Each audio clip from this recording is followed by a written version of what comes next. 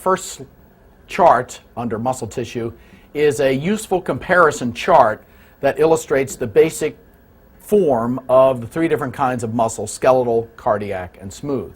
Note first off, as we'll see, that both skeletal and cardiac muscle are considered to be striated, in that, as we'll see, they have a very distinct banding pattern of overlapping myosin and actin filaments.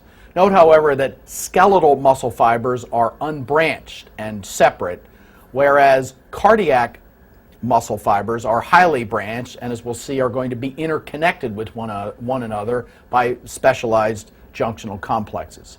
Smooth muscle, even though it contains actin and myosin filaments, is basically non-striated and not organized into the sarcomere banding pattern that's characteristic of skeletal and cardiac muscle. Note, in addition, at the light microscopic level, skeletal muscles are multinuclear. The nuclei typically basically found on the outside or the perimeter of skeletal muscle cells. Cardiac muscle cells typically contain a centrally located single nucleus. Smooth muscle cells also a single nucleus. Skeletal muscle cells physiologically are associated with strong, quick, discontinuous voluntary contraction because of their innervation directly by lower or alpha motor neurons.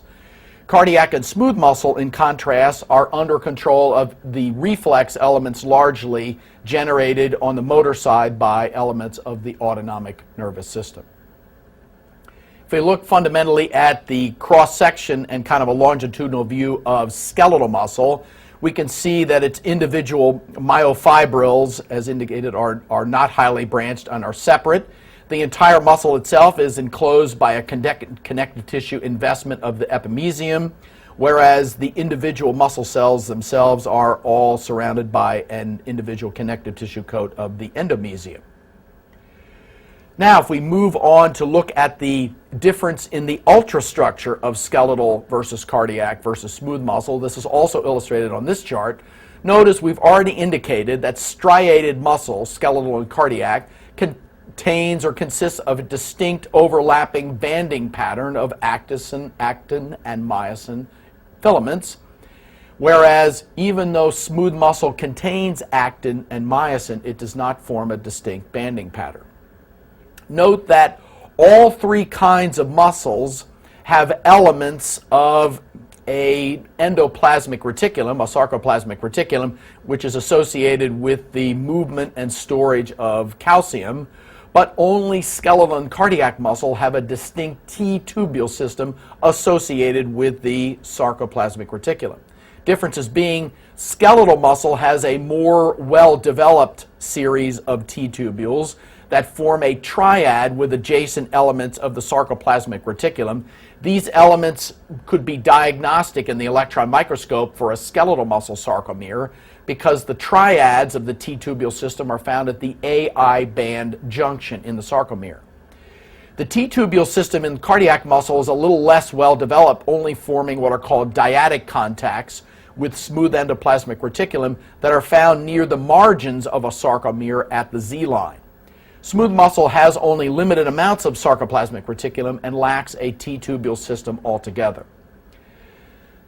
Other than the fact that skeletal and cardiac muscle sarcomeres look exactly alike, and the only way thus far we can distinguish them is the presence and location of their T-tubule system, the best way to distinguish skeletal from cardiac muscle is the presence of junctional specializations that are found between individual cardiac muscle cells known as intercalated discs in the electron microscope.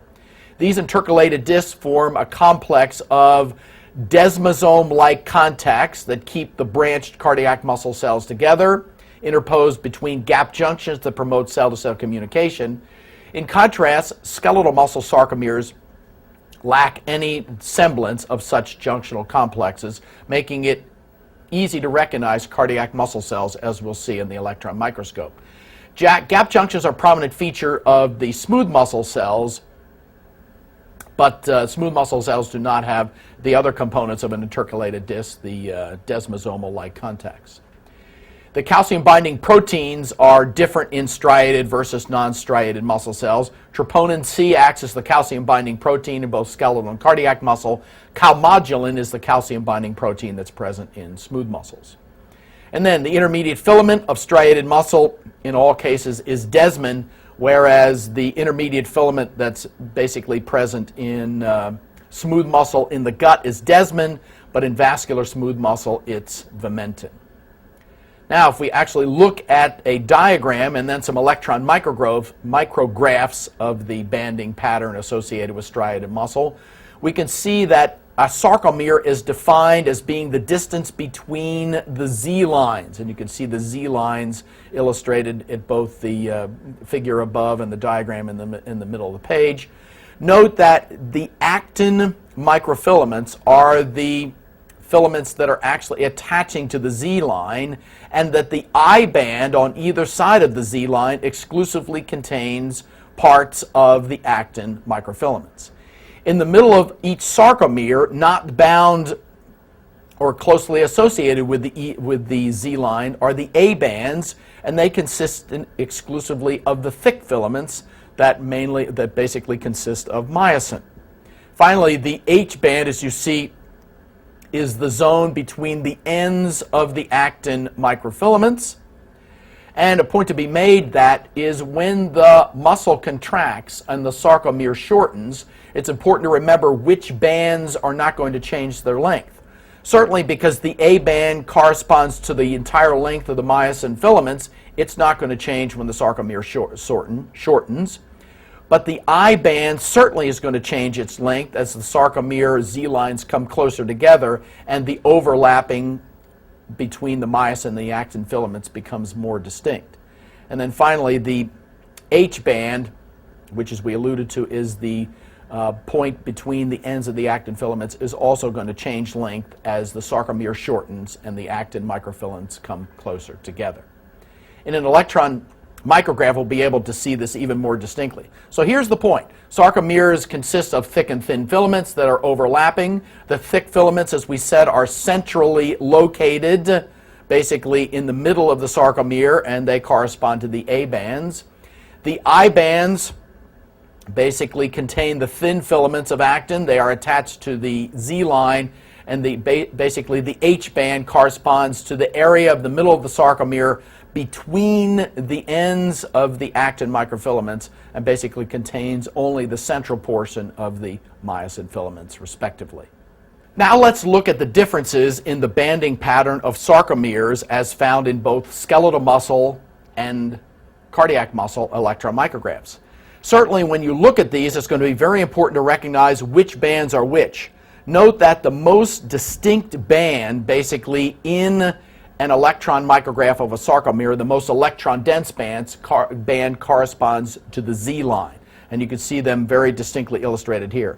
The light area of lack of electron density immediately adjacent to that electron-dense Z line is the I band, which, as we know, consists only of the actin microfilaments. The A band, basically filling up much of the central aspect of these sarcomeres, corresponds just to the area of the myosin filaments, but certainly is overlapped as well by the corresponding thin filaments. And then the H zone is basically an area that consists only in the central part of the sarcomere of myosin filaments only. Finally, let's look at a higher magnification view. It illustrates again quite well the location and the different forms of these bands and their configuration in the electron micrograph. This again is skeletal muscle. Note the distinct appearance of the Z line and how it basically bisects a lighter staining zone in the electron micrograph, which, as we've alluded to several times now, is the I band, the area of the thin actin filaments. Note that the more electron-dense component of the sarcomere corresponds to the A band, where the thick myosin filaments are found. Certainly these are overlapped by the thin filaments as well, but the A band, by definition, just corresponds to the entire length of the myosin filaments. And the H zone, as we've alluded to, contains myosin only. It's an area between the distal ends, or the central ends, of the myosin filaments. And then the M line is basically where the myosin filaments are being linked together, respectively. And note also, even though we haven't labeled on here, you can see elements of the T-tubule array and the sarcoplasmic reticulum on either side of these corresponding skeletal